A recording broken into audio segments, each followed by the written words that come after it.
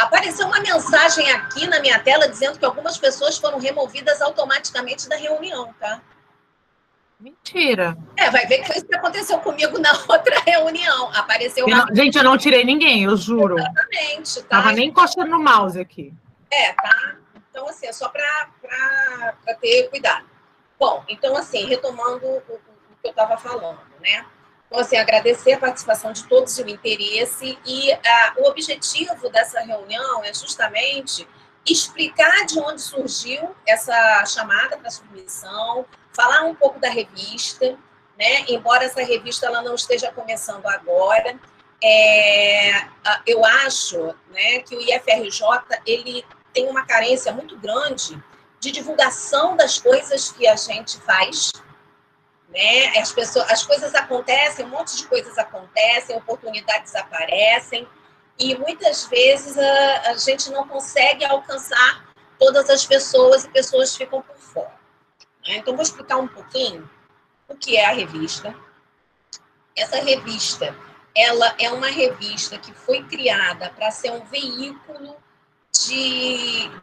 para disponibilizar os trabalhos, as coisas que são feitas no IFRJ Campus Realengo. Então, em primeiro lugar, para ficar bem claro, é uma revista que foi concebida para escoar produção do Campus Realengo. Essa é a primeira característica dela. Então, ela é uma revista endógena. Entretanto, ela foi feita para cumprir um formato acadêmico. Por isso, foi desenvolvido algumas normas que a gente precisa seguir, né? Então, não é qualquer tipo de manuscrito que vai poder ser publicado. Vamos entender que, como ela foi feita nesse formato para cumprir as necessidades da academia, a gente vai ter um fluxo de recepção desses materiais. Os textos a serem submetidos pelas pessoas, eles têm que seguir as políticas das sessões. As políticas das sessões, nós alteramos, assim, o grupo que se reuniu para poder proporcionar essa chamada de submissão agora, né? Então, o grupo é composto por Carol Zona, Camila, Débora e eu. Que esse grupo agora ele foi composto a partir desse ano, porque a revista em si não é uma coisa totalmente nova. A ideia de fazer essa revista do Campus Realengo, ela já vem desde 2010, 2011, por aí. Eu, como já tinha um background, né, um know-how de fazer revista, eu fiquei pensando em maneiras de como a gente poderia possibilitar que a revista acontecesse. Mas não basta apenas você ter essa parte da estrutura eletrônica para disponibilizar. Existe todo um trabalho por trás da plataforma que precisa ser feito, e, inclusive, gerar a demanda. Gerar a demanda é fazer com que as pessoas venham a submeter os seus textos na revista. Então, passou o tempo, passou alguns anos, e, enfim, eu comecei a oferecer uma disciplina optativa para os 3 cursos, que é a oficina de redação de artigos científicos. Essa disciplina, ela vem sendo oferecida uma vez por ano, sempre no primeiro semestre de cada ano. Então, antes da gente começar com o isolamento social, no início de 2020.1, eu comecei a oferecer essa disciplina. Porque o objetivo era justamente forçar uma entrada de submissões. Já que é tão difícil as pessoas verem que existe essa revista do campus, que foi criada para o campus, né? Eu comecei a puxar essa demanda a partir da oferta da disciplina. A Alexandra está perguntando, ela vai ser oferecida em APMP? Não, não vai, Alexandra. Já vou falar por quê, tá? Bom, então, quando a gente estava presencialmente, como que era como acontecia? Eu oferecia uma vez por ano a disciplina. Ali existia uma orientação metodológica de como construir um artigo científico, o que significa cada parte de um artigo científico, quais são os tipos de artigo científico, enfim. Eu operacionalizava, né, instrumentalizava os alunos que gostariam de redigir um artigo científico. Só que eu não tenho a capacidade intelectual de julgar o mérito científico de todo mundo, porque aqui nós temos, né? Eu sou da área da farmácia, até mesmo dentro da própria farmácia, eu não tenho gerência para julgar todos os tipos de assunto que rolam dentro da farmácia. Imagina ter a capacidade de julgar mérito científico de físio e TO. Isso é uma coisa assim que foge de mim, né? Então, o objetivo da disciplina era mostrar a mecânica de como fazer. Os alunos produziam os artigos científicos, no final do semestre, os artigos científicos, eles foram submetidos na revista, e em abril, eu acho que foi 20 de abril desse ano, foi disponibilizado o primeiro volume dessa revista. Quem já teve a curiosidade de entrar lá para olhar, né, que, aliás, é o volume que está disponível ao público agora, é um número que veio da disciplina do ano passado. Então, os alunos que cursaram no primeiro semestre de 2019, terminaram, submeteram. Eu, como não tenho a capacidade de julgar isso, convoquei a ajuda dos professores do campus para fazer a avaliação do mérito científico dos artigos. Os artigos, eles passaram pela correção que precisava ser feita e foram disponibilizados. A estrutura montada por trás da plataforma, ela tem uma estrutura de uma revista acadêmica clássica mesmo. Então, o aluno que cursa lá a disciplina, ele tem a oportunidade de experimentar todos os trâmites que uma revista acadêmica que tenha uma certa relevância passa. Né? Eu acho assim que é uma boa experiência para um aluno de graduação, porque não é uma coisa muito trivial um aluno de graduação ter um artigo completo publicado.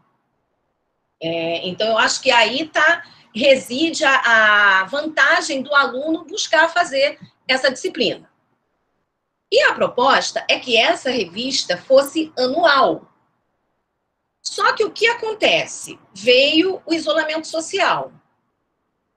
Parou tudo, né? Então, a disciplina ela não rolou. Eu fiquei aqui preocupada em como fazer e outras demandas foram aparecendo, né? Porque se a gente não estava em sala de aula, tendo a troca e a instrumentalização das pessoas, como que eu ia garantir sair o volume de 2021? Mesmo que seja um volume por ano. Mas a gente precisa do tempo das coisas acontecerem.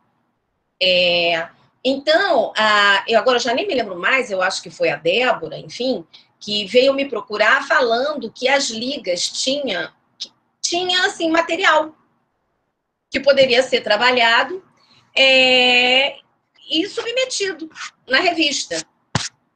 Então, a gente chamou a Carolzona, veio Camila também, fizemos assim uma discussão e reformulamos a proposta da revista para que fosse possível aceitar trabalho de todo o campus Realengo. Mudamos um pouco, né, as sessões, porque quem já foi lá dar uma bisbilhotada em como está esse volume que está disponível, vai ver que as sessões... eu tenho duas grandes sessões. Uma é trabalho dos alunos. Então, ali, quem olhar vai ver que tem trabalho de aluno de farmácia, trabalho de aluno de físio, trabalho de aluno de TO. Essa é uma grande primeira seção. Vai ver artigos publicados só com o nome do aluno, tá?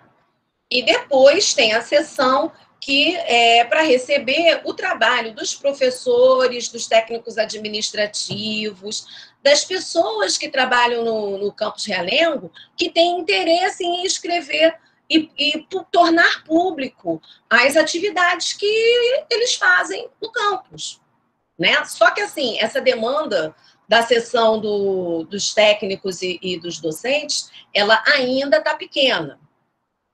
Porém, reforçando o que eu falei ainda agora, a gente reformulou tanto as sessões como a política de submissão. Por que eu estou martelando nisso? Porque eu já comecei a receber alguns e-mails de alunos interessados em submeter. Provavelmente, o aluno deve ter visto como estava lá, esse volume que está disponível. Só que a chamada de submissão para o próximo número, ela não tem como seguir isso, porque a disciplina em que eu instrumentalizava o aluno a escrever o artigo científico, ela não vai mais existir. Eu não vou oferecer essa disciplina em APNP, porque eu não tenho condição de fazer isso. É uma disciplina pesada, cada aluno escreve sozinho o seu artigo, eu tenho que instrumentalizar, orientar metodologicamente, corrigir todos eles, e fazer isso remotamente demanda de muito mais tempo do que quando a gente está presencialmente, porque muitas vezes eu estou lá explicando, né, os passos metodológicos de construir o texto e fica uma discussão coletiva. Então, eu acabo, assim, reduzindo o tempo de tirar dúvida. Eu não vou dar conta de oferecer essa disciplina em APNP, já que a gente também tem que oferecer disciplinas obrigatórias, né? Então, por isso que eu não vou oferecer essa disciplina. Se a disciplina não está sendo oferecida, a gente não tem garantias de que o manuscrito que o aluno queira submeter sozinho esteja cumprindo os mínimos dos pré-requisitos metodológicos necessários para ser considerado para uma avaliação. Porque muitas vezes a gente acha que sabe a mecânica de escrever um trabalho científico. Alguns alunos sabem, de fato. Tem gente que tem mais facilidade em ordenar a sua ideia no papel do que outras. Mas isso não é uma regra geral, né? Então, pensando nisso, nós nos reunimos e fizemos essa alteração no escopo e na política de sessão. E esse e-mail que a gente enviou, fazendo a convocação para submissão, ele tem ali anexado 2 documentos. Um falando dessas novas políticas, dessas novas sessões. E o outro é um tutorial mostrando passo a passo de como a pessoa pode se cadastrar e submeter o trabalho na plataforma. Então, essas dúvidas mais básicas, esses documentos, eles já são capazes de tirar. Eu, um pouquinho antes de começar a reunião, eu vi já e respondi e-mail de 2 alunos interessados em submeter. E aí eu tive que explicar justamente isso. De acordo com a nova regra que a gente está colocando, os alunos não podem submeter sozinho. Você precisa de ter um aval de um professor orientador, pelo menos para que ele veja essa parte da construção metodológica. E uma outra pergunta que apareceu também veio das ligas. Uma liga me mandou um e-mail falando: a liga tem 13 alunos, a gente pode fazer um trabalho com 13 autores? Não. Isso está escrito lá na política nessa nova política de publicação que a gente escreveu agora mês passado. Bom, Carolzona, fala, pode falar. Oi, gente. Ligar a câmera para vocês não ficarem falando com uma bolinha, né? Mas a situação é precária. Bom, é só a título de complementação mesmo, porque aí o que acontece, né? Vocês percebem que houve uma mudança na própria política da revista, né? Por quê? Né? Por que isso acontece? Essa é uma chamada especial da revista, né? Chamadas especiais, elas se adequam a novas políticas, normalmente. É uma chamada especial em resposta a uma demanda da própria comunidade acadêmica, em especial uma demanda de nossos estudantes e nossas estudantes, né? Eu não sei se vocês lembram, teve uma reunião da extensão, antes das férias do meio do ano, e algumas alunas de Liga perguntaram, né? Estavam com essa questão, que, poxa, a gente está produzindo tanta coisa, a gente está fazendo tanta coisa, a gente gostaria que isso pudesse contar formalmente no currículo, né? E aí a gente ficou martelando, quebrando a cabeça, pensando, né, como que a gente poderia viabilizar isso, né? E o caminho mais sensato era esse, fazer uma articulação com a revista, né, com a Leda. E essa demanda vem mais forte como porta-voz também da Débora, né, que tem um envolvimento forte com as ligas, em especial com a Lamin, que é a liga que ela orienta. E aí a gente pensou nessa ideia de, via uma chamada especial da revista, e aí com um tema específico, porque chamadas sempre têm temas específicos, chamadas especiais sempre têm temas específicos, poder viabilizar para a comunidade este canal para publicar, né? Porque a revista ela tem ISSN, e aí, desta forma, vantagem tanto para os alunos, né, que estão produzindo coisas aí que vão precisar, obviamente, adequar aos modelos de manuscrito, mas já tem aí um corpo de material, como também para os professores, né, que muitas vezes algumas produções, dependendo da área de atuação, não são produções que conseguem publicações em revistas maiores, né, de grande impacto, mas que são produções muito potentes, muito interessantes e que têm condições né, de serem publicadas. Então, queria só dar essa complementada nesse contexto, assim, dessa adequação aí da revista, que não é uma adequação da revista, é uma adequação para essa chamada especial em resposta a uma demanda que as ligas, os projetos de extensão, os projetos de pesquisa, enfim, foram apresentando ao longo desse tempo. Vou parar de falar para poder a palavra circular mais. Já vi, aqui já tem uma pergunta, a Beatriz, ela perguntou que a dúvida dela era sobre o número de pessoas, né, a limitação de coautores, que ela leu na política, ficou na dúvida, mas sim, um professor mais 5 alunos é o máximo aceitável de coautores que vai ser recebido nesse volume. Uma coisa... Técnico administrativo também, é um servidor, tem que ter pelo menos um servidor, e aí aconselha-se no máximo mais 5 alunos, né? Isso. Uma coisa que ficou faltando deixar claro, e que a gente também ficou assim, debatendo muito, é que quando a gente tem uma chamada especial, na realidade essa chamada especial, ela surgiu pela demanda da parada da oferta da disciplina, que era o motor que gerava a maior parte dos trabalhos submetidos na revista. E aí ficamos conversando, né? Então, na realidade, seria um número temático. É assim que a gente chama um número especial. Deixa eu ver aqui, eu já até me esqueci qual foi o nome exato que a gente colocou na chamada. Deixa eu ver aqui, ó. Ensino, pesquisa e extensão no contexto da pandemia de Covid-19. Contribuições do campus Realengo.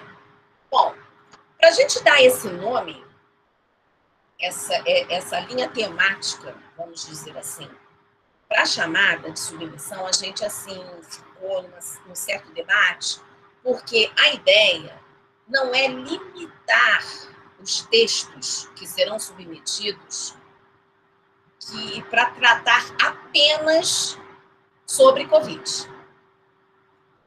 Na realidade, a gente está querendo oportunizar esse espaço para que as pessoas submetam trabalhos que, sim, tratem da Covid, mas que também foram gerados nesse momento em que ficamos em isolamento social por conta da Covid.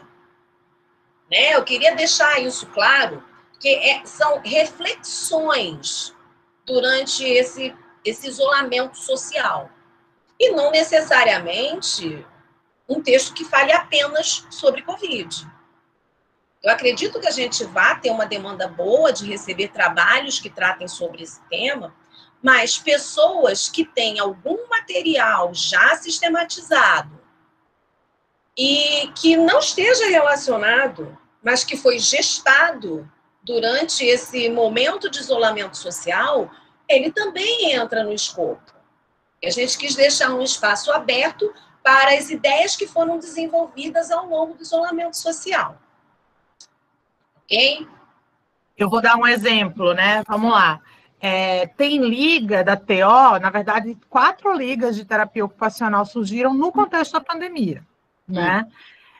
E nem todas elas, ou nem todos os conteúdos produzidos por elas, e aí outras ligas também, eu estou acompanhando pelas redes sociais. No começo foi muito forte, né, produzir materiais com aquele tema relacionado à pandemia, mas depois começou-se a produzir outros materiais e outros conteúdos que não estão relacionados diretamente à pandemia, mas que foram produzidos nesse contexto em que a gente está em distanciamento. Esses materiais, eles podem, obviamente, seguindo lá as regras do manuscrito, né, escolhido, submeter esse trabalho, não tem problema algum. Bom, eu estou vendo aqui, deixa eu ver. 2 técnicos gostariam de submeter. É obrigatório apenas o limite de 1? Não, não é obrigatório. Tem que ter pelo menos 1, né? Então, assim, eu vou tentar corrigir a minha fala. É porque a gente tem um vício, tá? De falar, o professor e o aluno. Eu peço perdão pelo vício, né? Mas, na realidade, o trabalho ele tem que ter minimamente um servidor, pelo menos um servidor, né, que tenha a habilidade de fazer essa orientação metodológica, e muitas vezes, dependendo do tema, tem, né, o saber científico daquilo, mais 5 alunos. Agora, isso não quer dizer que todos os textos submetidos têm que ter aluno. Quando essa revista ela foi pensada também para poder publicar os relatos de experiência, inclusive dos técnicos administrativos, das atividades que são desenvolvidas no nosso campus e que muitas vezes está relacionado a uma dissertação de mestrado de alguém ou uma atuação pedagógica de alguma forma. Então, não é obrigatório que tenha o aluno. Pode ser um trabalho, por exemplo, tá? Eu não sei se vai aparecer, mas vou dar um exemplo aqui. Pode ser um trabalho, por exemplo, de 2 pessoas da COTP. E fazendo um relato de experiência sobre uma atividade que foi desenvolvida. Um relato de experiência que venha do COIE, do pessoal do estágio, né? Os servidores, eles têm nas mãos os seus dados de gestão, e esses dados de gestão, eles podem ser transformados em artigo científico. Por que não, né? Eu gostaria muito que viesse mesmo, né? Bom, deixa eu ver que é mais, se tem mais alguma pergunta. Tá, então já respondi, né, Sandra? Bom, quem faz o cadastro no site para poder submeter o trabalho? É o professor ou o discente? Qualquer um dos 2. Na realidade, isso até foi bom, Hugo, foi bom você fazer essa pergunta. Porque o que acontece? Vamos supor, o texto tem lá o limite máximo de pessoas que a norma lá está definindo. quem vai submeter na plataforma não faz a mínima diferença. Só que, quando for submeter, na hora que faz a submissão, o passo a passo da submissão, a pessoa que está submetendo, ela tem que inserir na plataforma todos os autores. Mesmo que eu tenha mandado o tutorial para vocês, isso está explicado no tutorial, mas isso é uma informação que geralmente passa batido, tá? Que você faz lá o cadastro, aí automaticamente, quando você submete, você já entra lá como o autor. E você tem que clicar logo embaixo dos seus dados em incluir autor. Aí vai abrir um novo campo, igual o que você colocou, você tem que inserir todos os autores. Por que eu tenho que inserir todos os autores? A plataforma ela tem algumas coisas automáticas. Gerar o sumário é uma coisa automática. Então, se o trabalho for aceito, né, porque ainda tem esse processo de avaliação por pares, tá? Você submeter não é garantia de que o trabalho vai ser aprovado, ele vai passar por uma avaliação dos colegas. Então, você fez lá o cadastro do trabalho. Eu vou disponibilizar um número. Vai aparecer lá o sumário. O nome de todos os autores só vai aparecer ali se a pessoa que submeteu incluiu o nome de todos os coautores. Se não incluiu, só vai aparecer o nome de quem submeteu, tá bom? Mas quem submete pode ser discutido entre o grupo. Bom, vamos lá. Sandra, acho que dá para... A Sandra fez uma pergunta que é boa para a gente entrar no tópico, que são as modalidades, né, de manuscritos, né, os tipos de manuscritos que podem ser submetidos. Então, Sandra, né, o artigo obrigatoriamente tem que ser resultado de pesquisa empírica, Então, olha só, no e-mail que a gente fez a chamada de submissão, a gente já enviou o tipo de trabalhos e exceções que estão abertas. Então, deixa eu só abrir aqui. Eu vou pedir perdão para os colegas. Eu resgato aqui no Drive. Peraí, só um minuto. Não, eu não quero colocar a apresentação, não. Eu vou só abrir aqui para ler, porque eu não vou fazer a exposição da norma, porque, gente, eu já não aguento mais ver essas reuniões que o texto fica passando para fora da gente, né? Então, bom, se você quiser expor, tudo bem. Então, eu estou com ele aqui na tela. Então, eu não ia expor, não. Eu ia puxar para pegar a informação, mas tu já está com ele na tela. Perfeito. Não, apresentar não precisa, não. Eu estou com ele aberto, tá? Então, quais foram as sessões dessa nova chamada que a gente reformulou? Artigo científico, sim, que aí ele discute ideias, métodos, técnicas, procedimentos e resultados advindos de pesquisa científica nas diversas áreas de conhecimento das quais as pessoas do campus de Realengo podem, né, trabalhar. Tem o relato de experiência, que eu acho assim que se adequa muito bem às atividades que são desenvolvidas. Vamos supor, por exemplo, alguém da COTP queira escrever alguma coisa sobre o pai, por exemplo. Então, vocês vão ter os dados e vão escrever o trabalho de acordo com o que está escrito lá na política. Todo o site vocês têm algumas formas de acessar isso. É só fuxicar lá no próprio site da revista. Vocês vão ver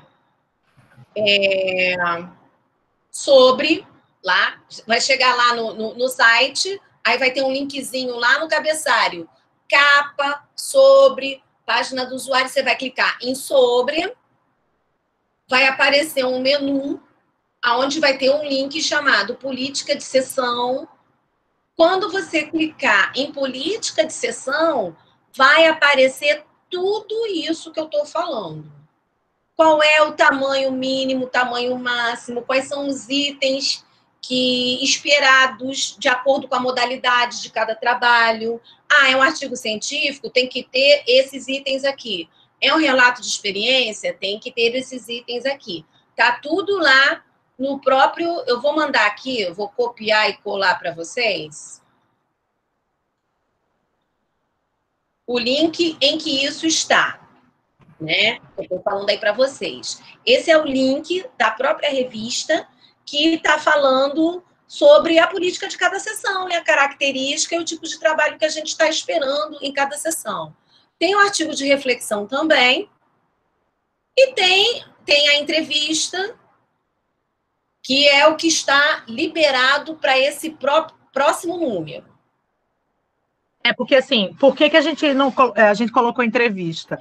Porque a gente pensou também que tem muita live interessante que pode se transformar em um artigo de publicação no estilo entrevista, né? Aí tem que ver, né, todo o processo para fazer isso, não é só transcrever a live, né? É transformar ela no formato de entrevista, colocar outra pessoa que participou, né, para revisar, para ver se é aquilo mesmo, enfim, aí tem todos os procedimentos que aí o servidor, o professor, o técnico, né, que está responsável aí por esse processo de orientação, vai ter condições técnicas de orientar os estudantes para fazer essa construção do manuscrito.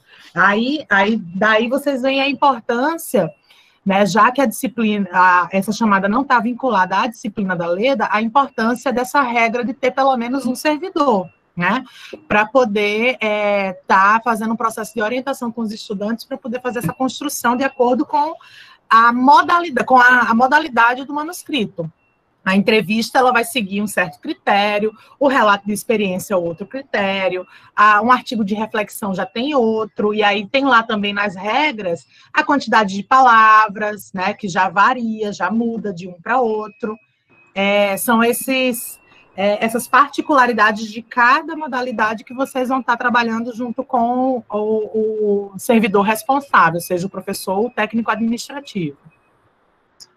Então, eu já estou aqui respondendo no próprio chat algumas questões. Então, deixa eu ver. A Beatriz perguntou se tem limite de submissão por pessoa. Não, não tem. Não tem. O limite vai ser o tempo e os dados que você tem para escrever os manuscritos. Tá? A Bianca Zilli perguntou, por exemplo, a experiência do PET também pode? Claro, pode. No meu ponto de vista, deve. Eu acho que cai muito bem um relato de experiência. Muitas vezes as pessoas estranham um pouco, né? Relato de experiência, não, que eu quero submeter um artigo científico. Só para esclarecer, tá? Isso é só uma questão de denominação. O relato de experiência, ele também é um artigo científico. Só que ele é um outro tipo de artigo científico. Ele vai descrever uma experiência, porém, não vai ser na forma de um relatório, porque muitas vezes a gente fica na dúvida, isso vai ter menos peso no meu Lattes, isso vai ter mais peso no meu Lattes, né? Eu acho que essa preocupação, ela é natural, é uma preocupação, ok, que você precisa ter. Mas, na realidade, se você está escrevendo o relato de experiência e você não está fazendo como se fosse simplesmente um relatório, porque um relatório, muitas vezes, você escreve só o passo a passo e não discute, não desenvolve muito, você não tece muitas reflexões. Um artigo de relato de experiência, ele vai expor, ele vai relatar a experiência que acontece no PET, porque eu não sei qual é o PET que a Bianca está se referindo, mas, enfim, qualquer um deles, né? Você vai descrever uma experiência conduzida no seio do PET, só que essa experiência, ela nasce de um programa que tem todo um estudo, toda uma fundamentação teórica, então não é uma prática que surge do nada. Muito pelo contrário, não é. Ela tem uma fundamentação robusta. que deve ser construído para poder apresentar o seu relato, depois você apresenta o relato e discute esse relato frente aos referenciais teóricos adequados. Então, isso segue um formato de um artigo científico tradicional. Entendeu? É porque muitas vezes as pessoas acham que isso não tem valor. Gente, mas isso tem valor, desde que ele seja feito seguindo esses passos metodológicos. Ok? Bom, eu não estou vendo mais nenhuma pergunta. Alguém fez uma pergunta sobre o CEP. Agora eu não estou achando aqui. A pessoa que fez a pergunta sobre o PET quer falar exatamente o que sobre o CEP? Do PET, foi o que eu perguntei da questão do relato de experiência, porque eu tinha ficado na dúvida se contava como um relato de experiência essa modalidade que a gente está tendo remota, né? Aí fiquei com essa dúvida. Eu tenho uma outra dúvida. Até 30 de dezembro é para submeter o trabalho já pronto, né? Isso. Tá bom. Isso. Sim, foi bom você falar, tá? Embora a revista ela tenha um fluxo contínuo de recepção de trabalhos, o que é isso? A revista ela está aberta direto, a plataforma ela aceita submissão a qualquer tempo, que fique isso claro aqui. Não quer dizer que os trabalhos têm que ser submetidos só lá em dezembro. Quem já tem alguma coisa já meio encaminhada pode fazer o acerto e submeter daqui a 10 dias. Dependendo... Pelo amor de Deus, inclusive isso ajuda muito, né? Depende da maturidade das coisas, de cada pesquisa, de cada estudo, de cada pessoa. Enfim, você pode submeter a qualquer tempo. O que vai acontecer? O limite de submissão até o dia 30 de dezembro seria para os trabalhos que serão considerados para o volume de 2021. Vamos lembrar que a proposta da revista é ser anual? Então, eu estou sempre recebendo. Agora, eu tenho limite de tempos para poder conduzir os passos editoriais, que é o que acontece por trás da plataforma e que o autor não vê. Então, o que entrar até dia 31 de dezembro vai ser considerado e avaliado para o número de 2021. Entrou depois, entrou dia 2 de janeiro, ele vai ser avaliado para o número de 2022. Não quer dizer que o trabalho vai ser jogado fora, tá, gente? Eu perdi o prazo, eu não posso mais submeter. Não, você pode submeter. O que vai acontecer é que, caso o trabalho seja aprovado, ele não vai, bem provavelmente, ele não vai entrar no número de 2021. Então, era isso eu queria deixar claro. E eu estava falando, eu acho que eu me enganei. Eu não estava falando do PET, não. Alguém falou alguma coisa sobre... Foi a Sandra. Eu acho que foi a Sandra que perguntou sobre comitê de ética na pesquisa. E eu, no meio do chat, eu perdi a pergunta do CEP. Isso, foi eu perguntei. Mas a Carol já respondeu. É porque, na verdade, eu estava sem o acesso ao... Eu não vou colocar nem o vídeo aqui, rapidinho, só para vocês me verem. Vocês vão lembrar de mim. Não, querida, não. E aí, eu só peguei a chamada da publicação, eu estava sem esse acesso completo, então por isso comecei a fazer essas perguntas. Na verdade, a minha dúvida era se a publicação tinha que ser necessariamente resultado de alguma pesquisa empírica que tenha passado pelo CEP. Mas aí a Carol já respondeu, você já respondeu, então tá tudo certo. Obrigada, gente. Nada, eu vou ficar muito feliz de receber relatos de experiência dos servidores. Porque eu acho, assim, que aqui é um local legal para a gente tornar público. Dar visibilidade ao trabalho que vocês fazem, que é super importante. E muitas vezes, a maioria das vezes, né, fica invisibilizado. Então, acho que tem que colocar mesmo. Tá? Tô esperando. Né? Bom, mais alguma pergunta, gente? Ainda vou, sobre a questão do trabalho dos servidores, tá? Eu vou até falar uma coisa. Eu escrevi há um tempo atrás um artigo científico que eu submeti a um evento, que eu utilizei um artigo que foi publicado de servidora de Realengo, pessoal da COTP. Agora eu não me lembro se foi você, Sandra, ou Renata, agora eu não me lembro. Mas pode ter sido. A gente fez uma publicação, acho que saiu naquela revista de graduação, na revista da graduação. A gente fez, acho que 1 ou 2 artigos, um falando sobre monitoria e o outro sobre assistência estudantil. Agora também não recordo. Eu usei, então. São dados importantes que muitas vezes a gente precisa e não tem acesso, porque não está publicado, não está sistematizado na forma de artigo. Isso é muito importante. Tá? Mais alguma... Eu queria... Não tem, por enquanto não tem nenhuma dúvida, eu queria também falar uma parada que é a seguinte, assim... por exemplo, tem muitos projetos de pesquisa, né, que eram do PIBIC e tudo mais, que estão com resultados parciais, e aí foi construído, por exemplo, os resumos lá para a JIC.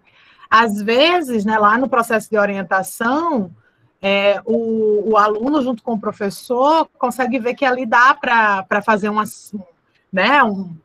construção que se encaixe em algum dos...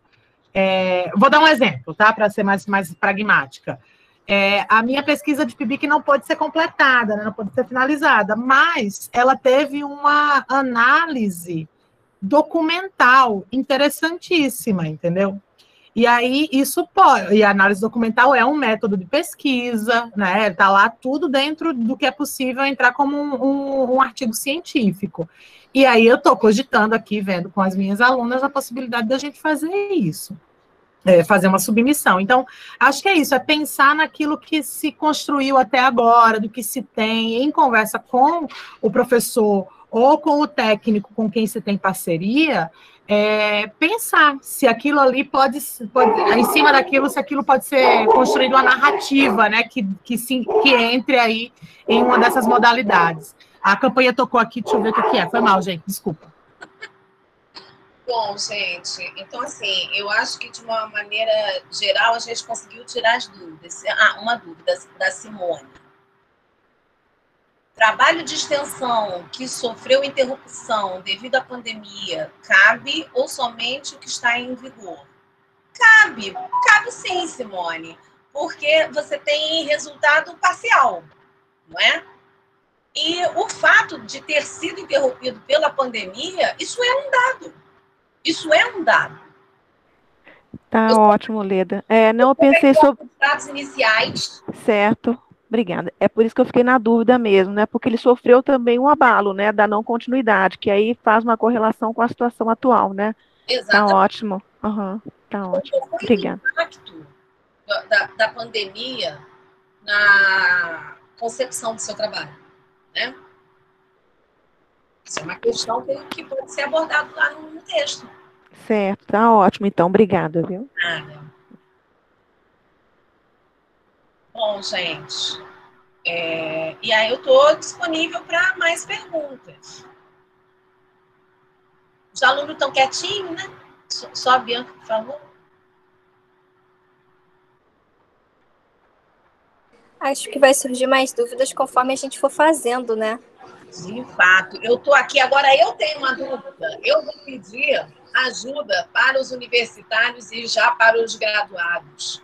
Eu estava querendo saber se existe uma maneira de eu anexar um arquivo aqui para mandar para o chat. Tem como, gente? Não.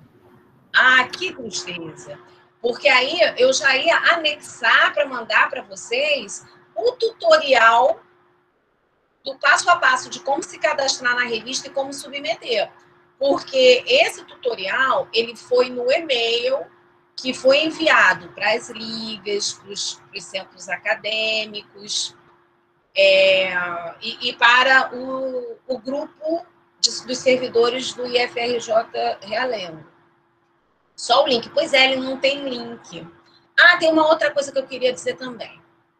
Não sei se vocês já foram lá futucar a plataforma da revista.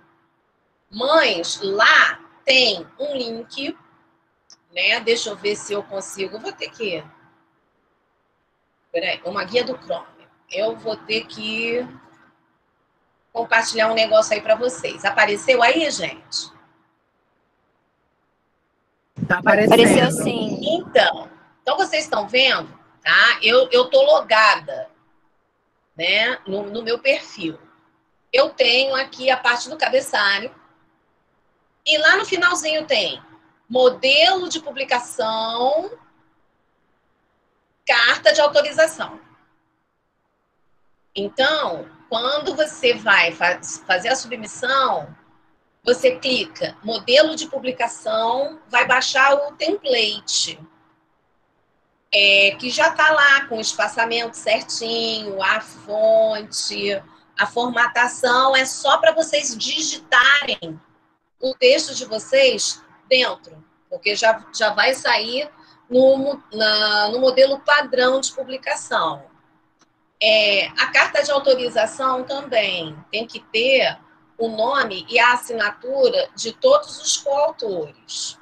Uma coisa também importante, tá? Quando vocês forem submeter, vocês vão baixar esse template em Word, vão digitar lá no modelão, e para submeter, só no formato Word. Não submeta em PDF.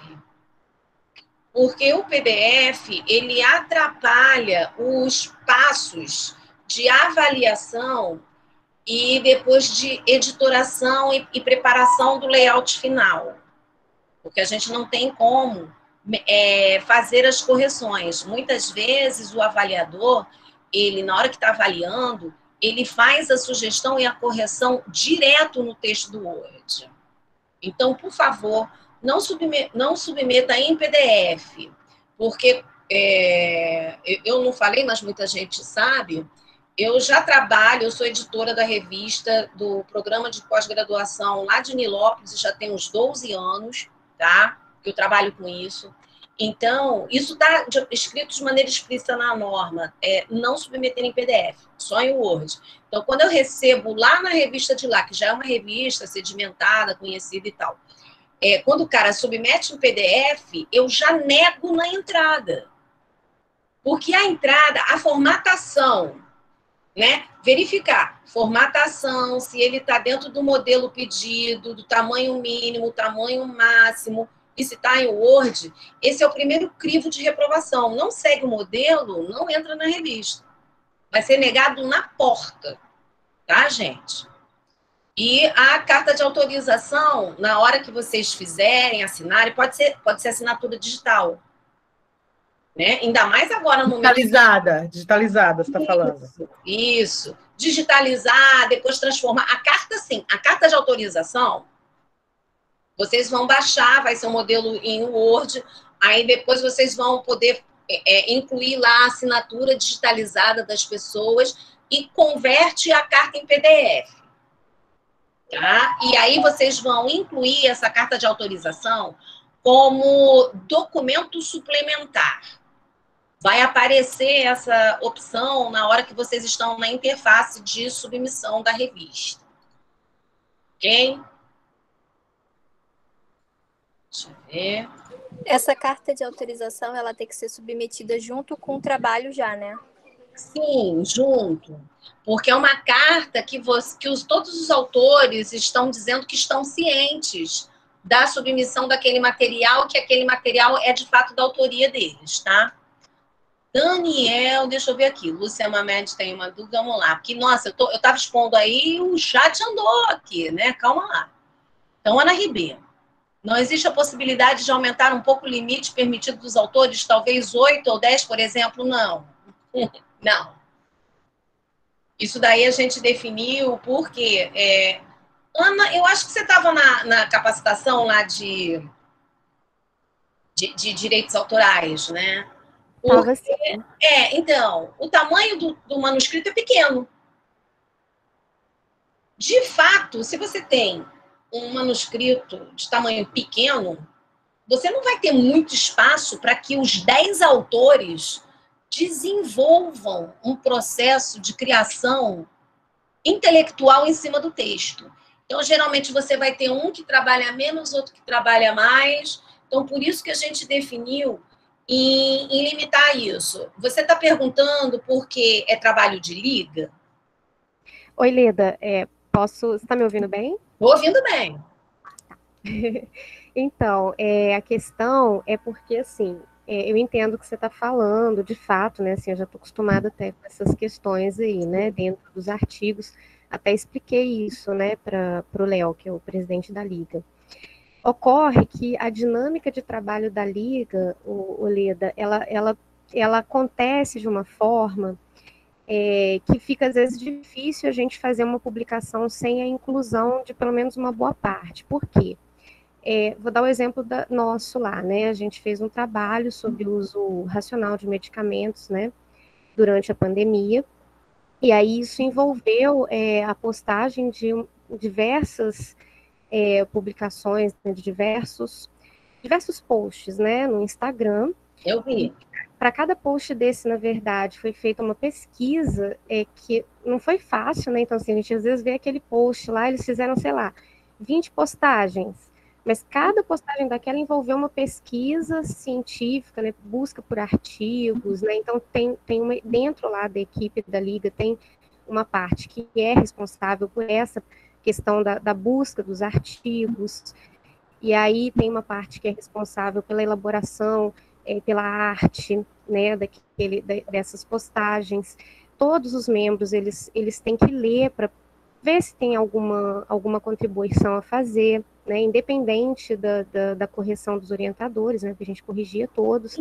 Então, assim, o que eu quero dizer é, de certa forma, esse grande trabalho que seria o artigo, ele teve a participação intensa de todos eles, entendeu? Então, o que eu pensei foi assim, de repente, até tentar fracionar esse trabalho de alguma forma, né, para publicar mais de um artigo, mas ainda assim, seria difícil só com 6 autores, porque a Liga ela tem um número grande, né, então são 17 alunos, e mais os orientadores, então, assim, a gente teria, assim, uma dificuldade para fazer essa divisão e para incluir todos eles, entendeu? Então, mesmo que na elaboração do artigo em si, a contribuição intelectual não tenha como ser de todos, e aí eu concordo com você, o trabalho em si, ele envolveu todos os alunos, entendeu? Então, assim, tá meio complicado, assim, eu tô tentando enxergar como é que a gente pode aproveitar, entendeu? Isso e conseguir publicar. Então, é porque não foi colocado aqui nessas sessões que a gente reformulou, tá? Uma modalidade de artigo que eu já trabalho há muitos anos na revista de Nilópolis. Porque isso que você está falando, ele seria um artigo de apresentação de produto educacional. Um artigo de apresentação de produto educacional, como ele funciona. Até, se você quiser dar uma olhada, deixa eu fazer uma coisa aqui. Vou mandar para você o link. Aliás, não, peraí. Eu vou mandar para você o link da revista lá de Nilópolis, aonde tem produto educacional. Tá? Porque, na realidade, o que você está querendo escrever um trabalho que fale sobre a construção desses posts educacionais, como eles foram construídos, como eles foram veiculados, e pode até ser que vocês cheguem ao nível de avaliar as interações dos internautas que surgiram a partir dessas publicações. Exatamente isso. Né? Só que o que acontece? O texto, apresentação de produto educacional, ele vai ser redigido por 1, 2, 3 pessoas, independente de todos os posts terem usado o capital intelectual dos 17 alunos. Porque a autoria é de quem está escrevendo esse textão que está apresentando o produto educacional. Então, na realidade, vocês vão fazer assim, sei lá, produção de posts para orientação de não sei o quê. Vai ter 2, 3, 4, 6 autores até que escrevam sobre isso e vocês vão fazer menção aos posts, aqueles materiais. Então, na realidade, esse texto, ele não é de autoria dos 17. Ele não é. Ele é de autoria... Vamos colocar assim numa situação muito extrema. Você sendo a orientadora do grupo, que você sente, escreva e faça menção a todos os posts. Quem usou a cabeça para escrever esse trabalho? Foi você, não foi os 17. Entendeu? Agora, voltando lá, né, a capacitação que eu dei de direito de autor para os alunos, ela foi diferente da que eu dei para os professores. A capacitação que eu dei para os alunos focou mais na questão do que eu coloco no Lattes ou não. Então, eu expliquei para os alunos como que eles iam colocar no Lattes aquele material educacional que eles desenvolveram. E aí, esse material educacional que eles desenvolveram vai ser referencial teórico, vai aparecer lá na lista de referência no final. Porque, de fato, quem escreveu sobre a produção não foram os 17, foram 2, 3, 4. Não sei se eu pude explicar e esclarecer. Talvez uma boa estratégia seja vocês fracionarem isso, de maneira que consiga contemplar, distribuir as responsabilidades e a efetiva produção do texto para, sei lá, 5 alunos em um, 5 alunos em outro. Entendi sim, Neda. Obrigada. Obrigada pela dica aí também, né? Porque da revista de Nilópolis, né? Eu vou dar uma olhadinha nisso. É porque, assim, se aumentasse, no caso ali, é porque a liga ela é muito grande, então eu teria que tentar fracionar toda essa produção em pelo menos 4 frentes, né? Mas é uma coisa a se pensar, né? Aí é isso, mas obrigada aí pela explicação. Porque assim, eu não tenho o domínio total desse material, farto material que o pessoal da Liga colocou, né? O pessoal da Liga, assim, trabalhou avidamente. Muito mesmo. A gente foi esquecido, porque eles apareciam com coisa o tempo todo, né? Pra gente corrigir. Meu Deus, como que esse pessoal está produzindo? Isso não está entrando em Lattes, não está entrando em lugar nenhum. Eu estava quase tendo um filho aqui. Mas tudo bem. Eu acho que assim, essa questão de fazer esse fracionamento dessa forma, ver dentro da própria liga se você consegue dividir isso por temas dentro da própria liga. Tá? Beleza, eu vou estudar essa possibilidade, sim, com o pessoal. Tá. Agora eu tô vendo... Obrigada. Nada. Daniel Fernandes. Vamos ver o que o Daniel falou aqui. Não tem... Não, isso aqui é outra... Não é uma dúvida. Luciana Mamed diz que tem uma dúvida, mas só colocou isso. A Luciana Mamed quer falar? Oi, querida. Oi. Seguinte, Leda, eu entendi que essa flexibilização das normas para publicação ela é pontual, né? É momentânea. Sim. Mas vocês pensam em manter algum tipo de flexibilização de maneira contínua, exatamente por conta desse trabalho que é produzido pelas ligas, pelos projetos de extensão, e que são trabalhos que muitas vezes não passam pelo CEP, ou que estão vindo em formatos diferentes, porque eu acredito que daqui para frente nós vamos ter outros formatos de produções de trabalho, né? Uhum. Sobre essa questão de certa flexibilização, sim, a gente, assim, a A revista é de realengo, a gente precisa ouvir a comunidade. Mas a gente não pode perder de vista que ela é uma revista que foi criada no formato acadêmico.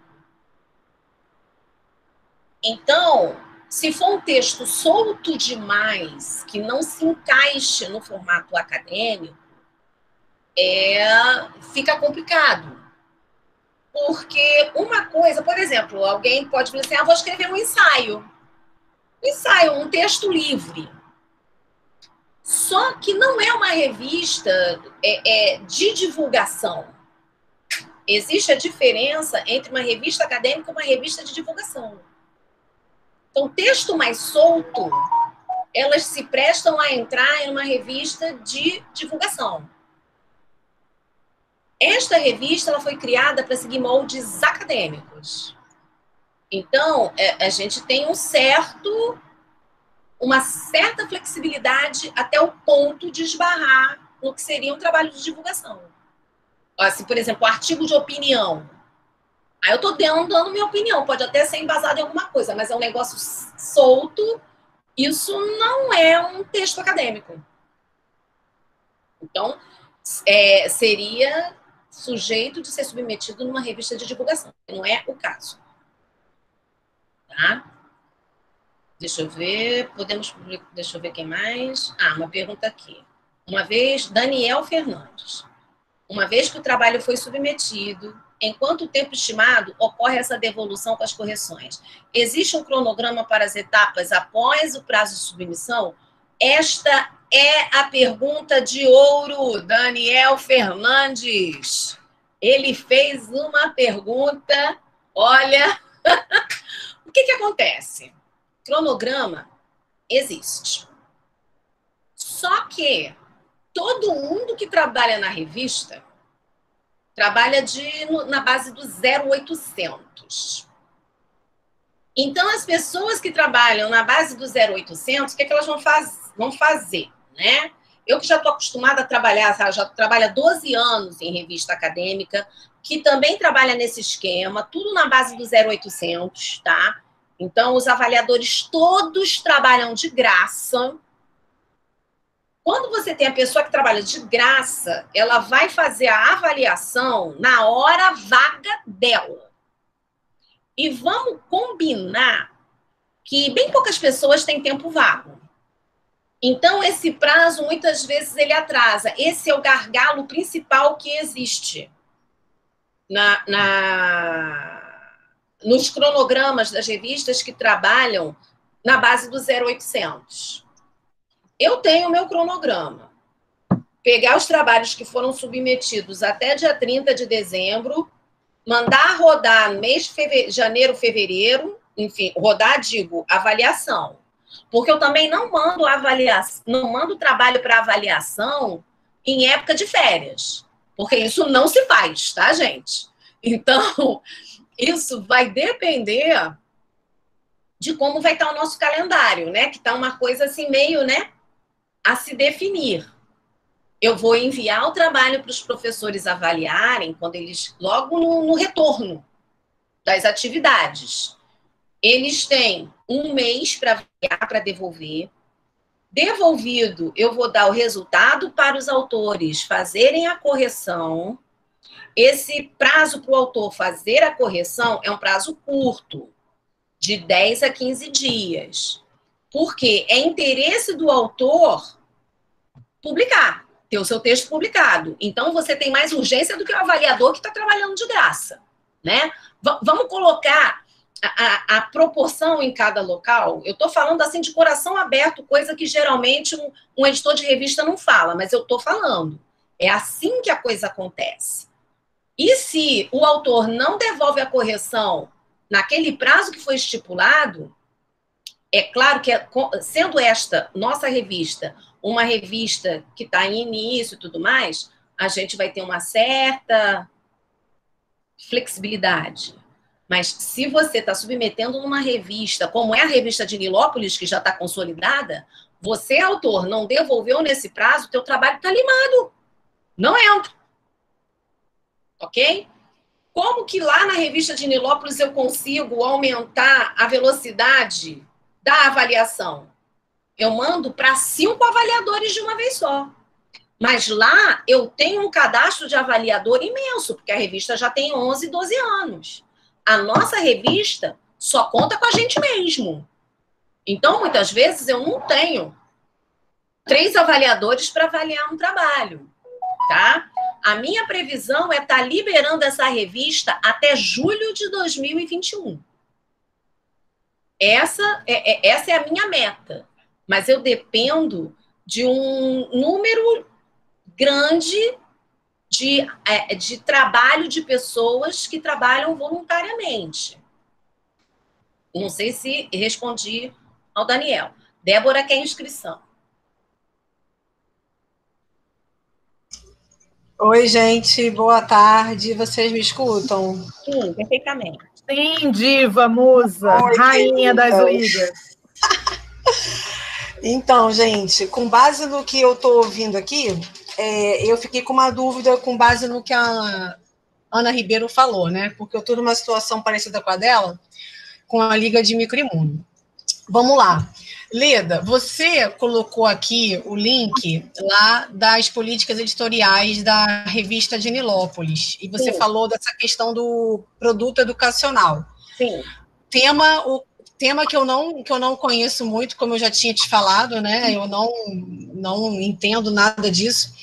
Você acha que a gente, né, quando a gente bolou juntas, eu, você, Camila e Carol, quando a gente escolheu relato de experiência, artigo científico, aqueles itens que a gente colocou, nós não colocamos esse item, produto educacional, essa opção. Não colocamos. Pois é, e como isso parece que vai ser o mais adequado para as ligas, você acha que seria uma ideia a gente adicionar, seria uma boa? Porque senão a gente não vai estar contemplando muito bem as ligas, né? O que você acha? Então, o que eu acho? Eu vou reforçar a ideia. Eu acho que se você fizer um trabalho que vá falar sobre preparação, postagem e repercussão desse material educacional em forma de relato de experiência, contempla. Por que a revista lá tem essa seção de produto educacional? Eu acho até que eu falei isso na reunião, mas é legal você trazer isso, né, agora, porque aí as pessoas vão compreender o porquê dessa diferença, por que tem revista que tem a seção produto educacional ou produto final. No caso da revista de Nilópolis, é produto educacional, porque o programa de Nilópolis ele é um programa de ensino e educação, e esse tipo de seção, produto educacional ou produto final, está intimamente relacionado a programas de mestrado e doutorado profissional. Porque quando você faz um mestrado profissional, um doutorado profissional, você obrigatoriamente tem que gerar um produto educacional, se for um estrito senso da área de ensino e educação, ou um produto final, se for um mestrado ou um doutorado profissional de outra área. Aí você escreve um artigo de produto final ou produto educacional defendendo a produção daquilo que é o objeto da tua pesquisa de mestrado ou doutorado profissional. Mas ele também... a seção de relato de experiência, ela também pode abordar isso. Porque o que é um relato de experiência? Você vai explicar, né? Você teve a experiência de produzir... Vamos falar das ligas.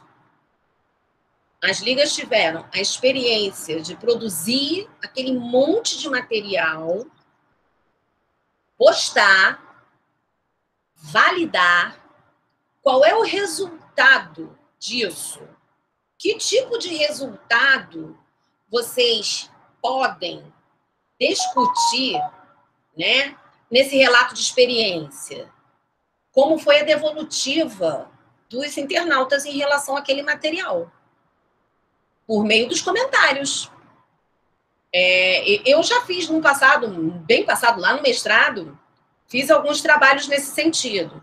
Desenvolvi um blog com estratégias de ensino, aí o blog tem a postagem, aí as pessoas vão lá e fazem comentários, muitas vezes nem comentam. Que tipo de coisa que eu posso ver? Se eu sou administrador do blog, enfim, da rede social, vai ter uma interface que eu consigo ver quantas visualizações, né? Eu posso ter resultados quantitativos. Quantas visualizações, quantas curtidas, quantas descurtidas, quantos dislikes. Isso é uma maneira de você ver qual é o impacto daquele material educacional que você postou lá. Se foi positivo, se foi negativo. É um resultado quantitativo. Entendi. Se você tiver comentários, os comentários eles podem ser analisados à luz de qualquer ferramenta que queira, análise de discurso livre, análise de discurso do sujeito coletivo, a técnica que você queira usar, isso também é um resultado a ser discutido. Isso é a validação do seu material, que a gente pode colocar como relato de experiência. Não precisa ter um nome clássico de produto educacional. É porque a CAPES exige para os estrito sensu profissionais que isso seja escrito nesse formato. Por isso que aquelas revistas lá têm exceções. É porque, assim, como eu já tinha te falado, e é até bom que os alunos da Liga de Micro que estão aqui assistindo escutem isso, nós, né, assim, nós professores, eu estou falando mais de mim mesmo, assim, eu não tenho muita experiência com esses diferentes tipos de artigo, né, a minha experiência maior é aquele artigo clássico, né, introdução, material e métodos, aquela coisa de laboratório, de bancada, então, para mim também é tudo novo, tá, meninos? Tá, e por isso, né, e aí pensando nesse perfil de pesquisador, tá, que não tem essa habilidade, nessa modalidade de trabalho científico, porque para mim está tranquilo, eu fiz mestrado profissional, isso para mim é claro. Mas não é todo mundo que fez um mestrado profissional, um doutorado profissional, então realmente não fica claro. Então, assim, a gente chegou lá num consenso de que não ia colocar, porque ia causar confusão na cabeça das pessoas. Maravilha. Tá? Obrigada, querida, obrigada. Nada. Alguém mais? Eu acho que não, né, gente? Tem a pergunta aqui da Graciele, logo depois da Débora aqui, ó. Falando em revisão das normas, a BNT e modelo da revista, eu vi que essa parte é de responsabilidade do autor que vai submeter o trabalho, mas caso algum erro passe desapercebido, isso se torna motivo para o documento ser refutado? Eu acho que ela deve estar querendo dizer devolvido, é isso? Deve ser essa a pergunta dela. Então, Graciele quer falar? Não, era exatamente isso mesmo, de não ser aceito por conta de, sei lá, às vezes já vai que, né, fique alguma coisa que a gente não veja, mesmo tendo todo aquele trabalho. Então, Graciele, veja bem. Qual é o meu trabalho como editora e das minhas colegas que estão entrando aí como editora de sessão? Nós vamos receber... qual é o fluxo? Eu vou receber todos. Vou ver se está dentro do padrão. Não está dentro do padrão, ele vai ser reprovado na porta. Passou pelo padrão, que é a avaliação da forma, passou pelo padrão, vou distribuir. Então, vamos mandar para os avaliadores. Os avaliadores vão dar a percepção lá deles, vão dar o parecer deles. Só que eu posso te falar uma coisa. Nesses anos todos aí que eu trabalho como editora de revista e recebo a vida inteira avaliação, cada avaliador adota um critério. Tem avaliador assim que é mega rígido, tem avaliador assim que é super complacente. Então, se o avaliador cismar O seu trabalho pode estar lindo, ele pode estar coeso, pode ter, né, coesão e coerência, mas se ele não estiver seguindo a norma da ABNT e o avaliador achar que isso é motivo para reprovar, ele vai reprovar. Tá? E eu, como editora, eu tenho que acatar a decisão do avaliador. Eu não posso fazer nada contra isso. Isso faz parte da ética editorial. Então, o risco existe. Agora, é lógico que a regra lá, a norma que está lá colocada, é uma adaptação, né, da ABNT. É raro acontecer do manuscrito ser reprovado por conta de problema na ABNT, a não ser que esteja uma coisa assim escandalosa. Tá? Mas um erro ou outro, muitas vezes o negócio vai. Leda, deixa eu fazer uma pergunta que me veio agora. Uhum.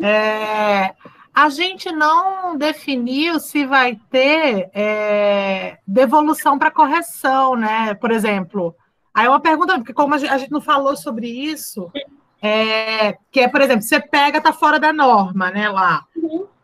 Logo na porta, assim que você recebe, aí não está seguindo lá. Uhum. A gente vai devolver e dizer, ó, tá, não, a gente não vai aceitar, e aí a pessoa vai poder ajeitar, se ainda estiver dentro dos 30 de dezembro, pode submeter de novo? Sim.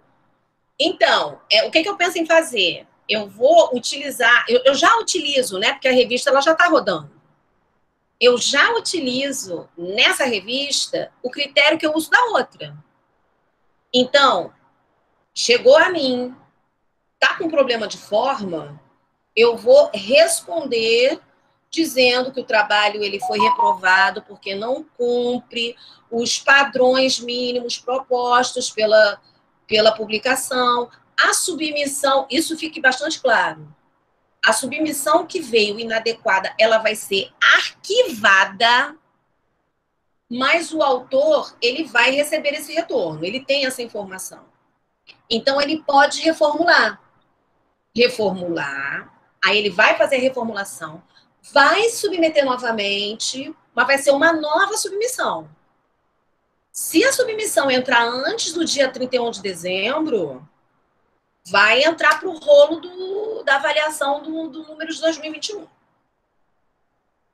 Entendeu? Então, aí já emenda, então, agora, Leda, na pergunta aqui do Hugo. O Hugo falou, mas não tinham 10, 15 dias para ajeitar, se adequar?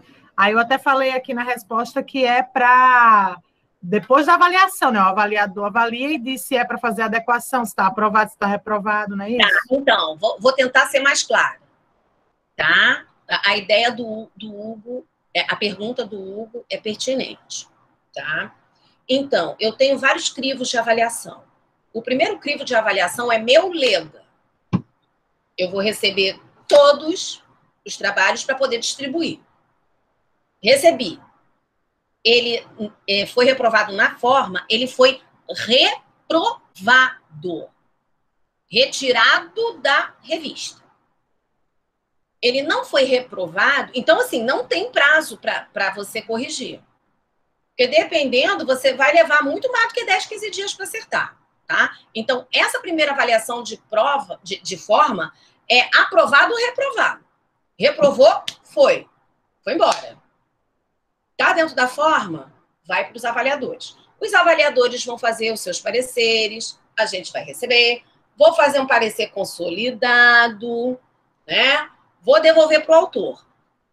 Quando o autor receber uma decisão editorial da revista dizendo seu trabalho foi aprovado necessitando de ajustes, aí sim, ele vai ter de 10 a 15 dias para acertar. É aí que rola o prazo de 10 a 15 dias. Só e somente só esse trabalho foi considerado para publicação. Senão, é régua direto. Tá? Agora, gente, aproveitar que não tem pergunta, né? Aproveitar que tem as estudantes aqui. Uhum. Eu acho assim que, além de ser uma oportunidade de publicizar, né, todo esse trabalho que vocês estão construindo, acho que tem uma coisa de muito valor aí, que é vocês começarem a se aproximar dessa experiência do processo de publicação. Sim. Porque, veja bem, Isso não é rigidez da leda dessa revista, pelo contrário, essa revista ela até tem um nível interessante de flexibilidade, entre aspas, né? Considerando que ela não é uma revista de alto impacto, com qualis, essas coisas, então ela pode se dar esse luxo.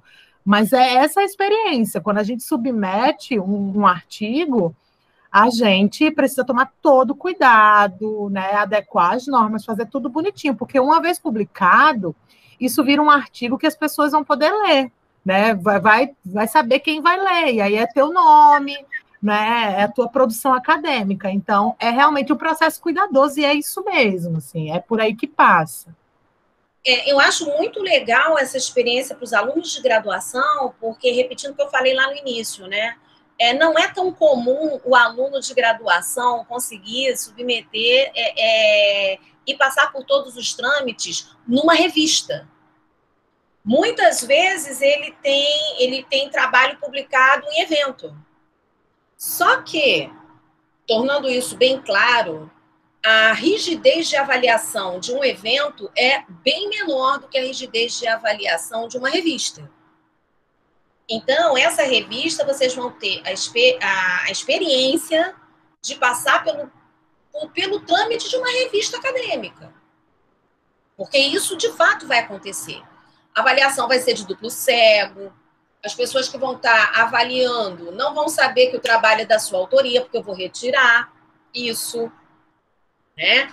Como a gente está num universo muito pequeno e a gente se conhece, pode ser que, poxa, eu conheço o trabalho, por exemplo, da Carolzona, aí eu estou avaliando o negócio da Carolzona. Mesmo que não tiver o nome lá da Carolzona, eu vou saber, não, isso deve estar de alguma forma relacionada à Carolzona. Mas as revistas mesmo de prestígio, você não tem esse contato entre os avaliadores. Então, todo esse trâmite vai ser seguido. É avaliação duplo cego. Vocês não vão saber quem foi que avaliou o trabalho de vocês, né? Porque isso faz parte da avaliação duplo cego. Tudo que uma revista acadêmica tem, vocês vão passar. Sendo que a gente está num ambiente mais amistoso. Entendeu? Então, assim, a intenção é fazer com que o seu trabalho seja publicado. Tá? Exato, eu vou falar por mim, por exemplo, se eu pego um trabalho para avaliar e vejo, né, que tem problemas com a BNT, se não são problemas tão graves, né, é óbvio, e aí o conteúdo tá bom, é óbvio que eu não vou reprovar, assim, eu vou, aí, né, muito pessoal, né, como cada avaliador funciona, mas são pequenos reparos, né, que em menos de 10 dias um autor consegue reparar, então é isso, né? Que na explicação às vezes fica parecendo que é um negócio impossível de fazer, não é. Mas é uma coisa que você tem que tomar o cuidado de fazer, porque é um trabalho acadêmico, é isso. Quando você vai abrir seu Lattes lá, tem aquele item lá, artigos publicados em revista científica. É você sair da graduação e ter um artigo publicado em revista científica, né? Isso não é tão comum. Né? Principalmente no nosso campus, a gente não vê isso com muita frequência. Eu posso falar uma coisa para vocês, tá? Lá a revista de Nilópolis, que eu sou editora desde 2008, tá? Isso está expresso nas normas de submissão. Aluno de graduação, trabalho escrito só com aluno de graduação é rejeitado na porta. Na porta. Isso está escrito nas normas. Então, quando você pensa em submeter, passar por esse processo todo, porque isso é um processo de aprendizado legal, é uma experiência que eu acho que quanto mais cedo você passa, mais cedo você aprende, mais maduro academicamente você fica.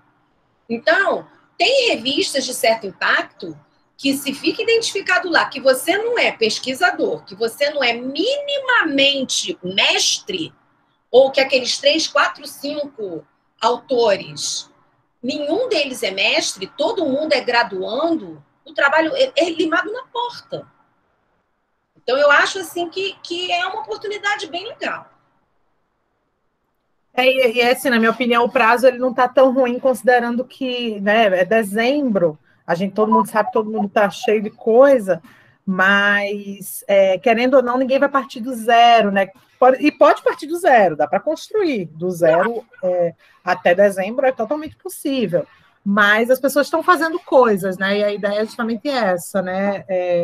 Publicar o que o campus está produzindo. Então, assim, o que eu digo para vocês esse movimento é uma resposta a uma demanda do campus, né? A gente não tirou da nossa cabeça assim, vamos fazer, não, foi o instrumento possível para responder a algo que a comunidade acadêmica, em especial os discentes estavam ansiando, estavam querendo, e aí a gente está colocando isso aí, eu acho que é uma boa oportunidade, eu espero muito, assim, tenho a expectativa de que a gente tenha um bom volume aí de materiais para poder trabalhar em cima.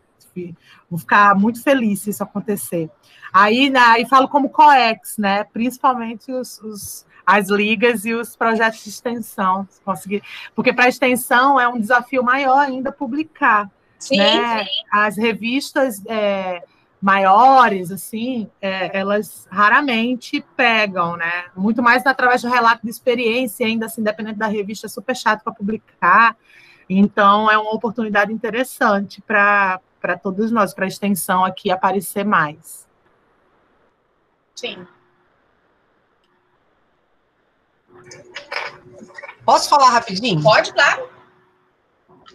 Então, gente, querendo só assim colocar uma mensagem, eu acho que tudo isso que foi falado pela Leda, pela Carol, é super importante. Nós estamos num momento, né, em que ninguém viveu isso, né? Assim, nós não temos nenhuma prévia, né, experiência em vida numa pandemia como essa. Então, a gente conseguiu, né, fazer das tripas coração, e vocês, alunos, nos deram um grande exemplo, né, de como produzir e como fazer coisas boas e positivas na pandemia. Eu digo isso observando as ligas pelo Instagram, vendo esses eventos todos que vocês organizam. Então, eu acho que vai ser muito rico todo esse trabalho que vocês vão produzir, quer dizer, já estão produzindo, mas vão adaptar para o formato de artigo. Eu acho que vai ser muito legal, como falou Carol, vai ser uma experiência, né, assim, bacana para extensão. E também puxando sardinha também para as ligas de novo, desculpa, tá? Mas, assim, é mais um motivo para dar mais visibilidade ainda para as ligas, para a gente colocar lá para o regimento, né, das ligas, que é muito importante, que vocês precisam ter, sim, regulamento, tá com tudo organizado, porque vocês produzem muito, vocês fazem vários projetos dentro da liga, né? Então, eu acho que esse pontapé que a gente está dando para vocês, eu falo agora como suplente da coordenação de pesquisa, tá? Eu acho que esse pontapé para vocês agora vai ser muito importante para a formação de vocês como pesquisadores, como futuros cientistas, porque parece que não, mas é uma grande oportunidade que vocês vão ter de aprender a escrever artigo, dá muito trabalho, até hoje eu acho muito trabalhoso. Eu já falei lá na Liga de Micro que não é fácil. E vocês vão ver que isso, no final, dá muito orgulho, mas dá trabalho, sabe? Então, eu fico muito feliz da gente poder ter esse espaço, graças à Leda, porque essa ideia dessa revista daí foi, né, Leda? Faz milênios que a gente teve essa ideia da revista, e a Leda conseguiu botar isso em prática. Então, agradeço a Leda pelo espaço, pela criação da revista, e a gente tem que aproveitar. O momento é agora. Vocês já têm muitos resultados e vamos colocar isso para fora. Vamos botar esse bloco para a rua. Isso aí.